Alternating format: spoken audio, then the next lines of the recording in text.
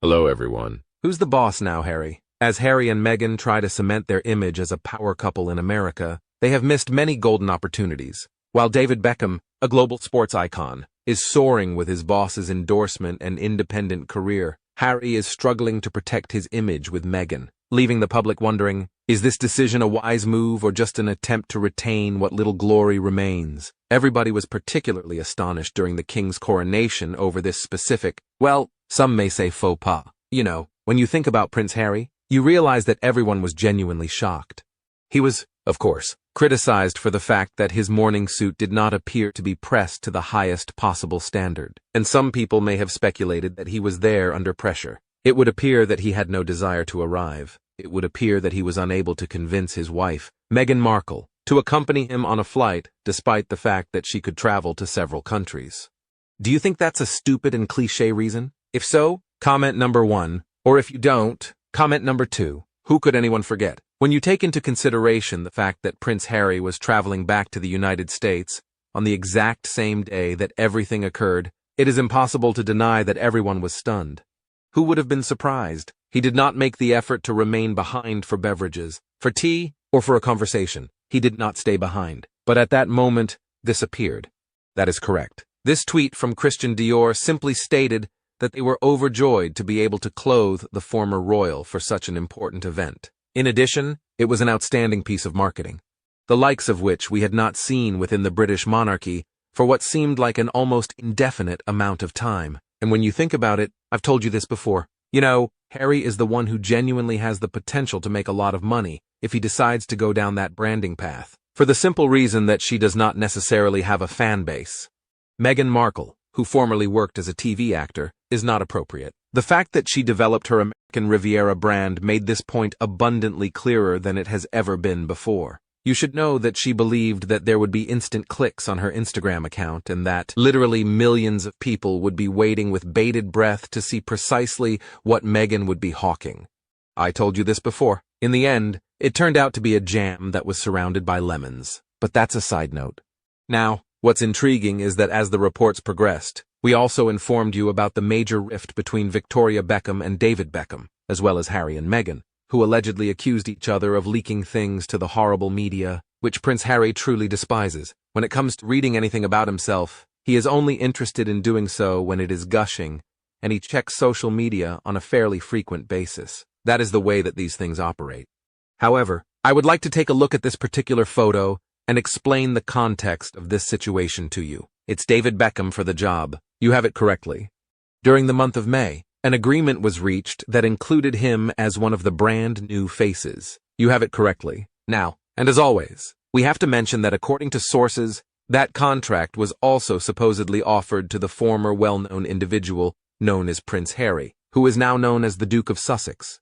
It would make perfect sense to do so. This truly ought to be the path that Harry, if he is going to try to generate money for himself, needs to walk down if he wants to make a significant amount of money. By carrying out the action himself, David Beckham has demonstrated a really astute move.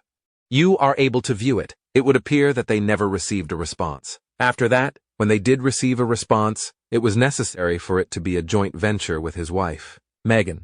Of course, I told you that she was still seeking for people to support the brand, whether you name them fortune hunters, backers, or whatever others you want to call them. Now, they have made the decision to go with a supermodel, the stunning Naomi Campbell and David Beckham, two powerhouses who are simply in the two packages of that specific branding. However, it brings about some thought, doesn't it? Despite the fact that Harry is nothing but faithful, he seems to be that he is unable to afford to do these things, as he mentioned in an interview with Oprah Winfrey. Having recently become a superstar, this is his new existence. Listed below are the many discounts that will be available. To tell you the truth, this is not a trivial amount of money.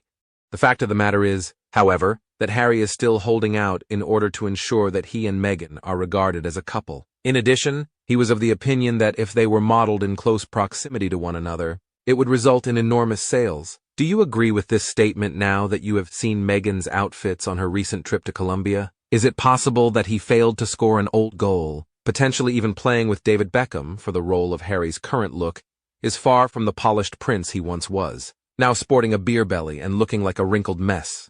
It seems he never learned the basic skills of packing or even using an iron. Both he and Meghan look like they just rolled out of bed. and it's honestly embarrassing. Dior, what were you thinking? Dressing him for such a prestigious event and letting him waltz around in a crumpled suit. Shame on them. A top-tier fashion house should have at least insisted that Harry take a moment to get his outfit pressed. But then again, perhaps they were just as clueless about his lack of style and presentation as he is about real life. It's no surprise that Dior, and frankly, any other fashion house, must absolutely cringe every time Meghan decides to slip into one of their designs. Can you blame them for not wanting her as a model? She's past the prime modeling age, and let's be honest, she doesn't have the right figure for it either. The fashion world is ruthless, and they need someone who turns heads for the right reasons. As for Harry, he's not faring much better. He's quickly developing that dad bod, and let's face it, he's not going to look like David Beckham in a suit anytime soon. Between Harry's expanding waistline and Meghan's lack of model-worthy allure, it's no wonder these two are struggling to land those high-profile fashion deals they so desperately crave. They both seem to think they're still the darlings of the spotlight, but reality is proving otherwise. The truth is, fashion houses want icons who radiate style and grace, not a couple who look like they've just rolled out of bed and into the public eye. So, it makes sense that brands are hesitant to hitch their wagon to these two. Harry has truly messed up this time, and it's clear that no one wants anything to do with Meghan. With her inflated ego and blatant narcissism, she must know deep down that the fashion world, Hollywood, and even the general public have all turned their backs on her. That realization must be a bitter pill for her to swallow. But let's be honest, she put herself in this position. It's hard to feel any sympathy for someone who continuously digs their own grave with such arrogance and entitlement. Narcissists like Meghan never see themselves as the problem.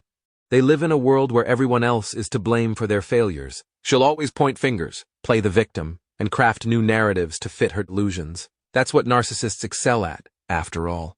But in reality, she's nothing more than a revolting snake, slithering her way through every opportunity to elevate herself, no matter who gets hurt in the process. And Harry? He's reduced himself to a mere puppet, a pathetic wimp who can't seem to find his own way without her manipulative strings pulling him along. Together, they make a duo that's more tragic than anything.